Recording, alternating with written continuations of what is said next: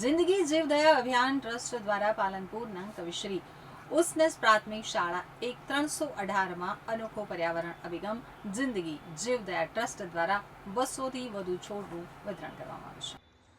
શાળામાં અગાઉ જિંદગી જીવદયા ટ્રસ્ટ દ્વારા શાળાના બાળકોને 200 કરતાં વધુ ફૂલઝાડના છોડનું વિતરણ કરવામાં આવ્યું હતું।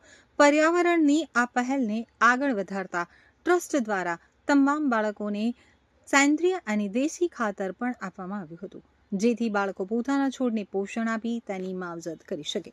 મુખ્ય શિક્ષક વિજય ઝાંઝરુકિયાએ જણાવ્યું હતું કે માત્ર વૃક્ષો વાવી દેવાથી કામ પૂરતું થતું નથી, પરંતુ તેને ઉછેરવું એ સૌથી અગત્યનું અને અઘરું કામ છે। આ માટે શાળાએ એક નવી પદ્ધતિ અપનાવી છે। બાળકોમાં સકારાત્મક પરિવર્તન આવે તે માટે જોડાણથી નાના બાળકોમાં પણ વૃક્ષો પ્રત્યે પ્રેમ અને સકારાત્મક ભાવના વિકસી રહી છે। નાના ધોરણના બાળકો પણ પોતાના ઘરની જવાબદારીની જેમ આ છોડનું જતન કરી રહ્યા છે। આ અનન્ય અભિગમ દ્વારા બાળકો માત્ર ભણતરમાં જ નહીં, પરંતુ પ્રકૃતિ પ્રત્યેની પોતાની નૈતિક જવાબદારીને પણ ખૂબ જ સુંદર રીતે સમજી રહ્યા છે અને ભવિષ્યની પેઢી માટે હરિયાળી ક્રાંતિનું ઉત્તમ ઉદાહરણ પૂરું પાડી રહ્યા છે। આજે એક સરસ મજાનું અનોખો કાર્યક્રમનું આયોજન શાળાની અંદર કરવામાં આવ્યું હતું।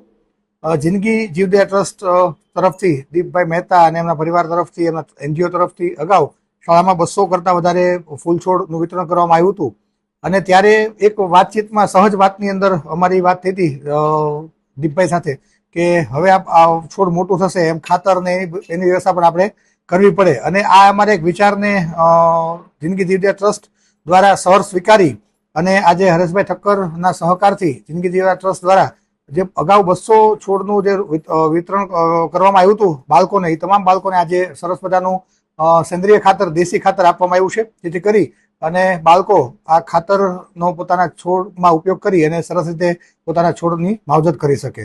ખરેખર એક નોખો અને અનોખો વિચાર છે, જે ખરેખર અમારા આટલા વર્ષોની કારકિર્દીમાં પહેલી વખત અમે આ અનુભવ્યું છે કે આવું સરસ રીતેનું આયોજન કોઈ સંસ્થા દ્વારા થયું હોય। વાત કરીએ તો તમે પોતે બાળ પુષ્પોનું કરી જ રહ્યા છો, ઉછેર થયો, કારણ કે જ્ઞાન આપો અને આ બાળ પુષ્પો આજે વૃક્ષનું રોપણ કરી અને પર્યાવરણની સાથે જોડશે। 1 મહિનાથી વધુ સમય થયો, તો બાળકો સાથે વાતચીતમાં શું અનુભવ?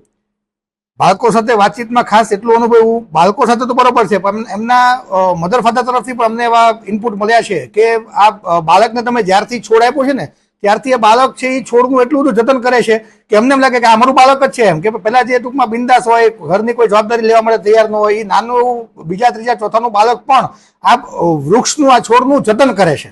એટલે એ બાળક છે એ બીજા છોડનું જતન કરી અને એને સરસ રીતે ઉછેરે છે। એટલે એનામાં એક સકારાત્મક પરિવર્તન આવે છે, એનામાં એક સારી ભાવના આવે છે અને આ પૃથ્વી ઉપર વૃક્ષો ઉગાડવાની મારી પણ એક જવાબદારી છે। મારી આવનાર પેઢી માટે, મારા સારા ભવિષ્ય માટે મારે પણ વૃક્ષારોપણ કરવું પડશે, એવી ભાવના સાથે આ બાળકો છે એની સાથે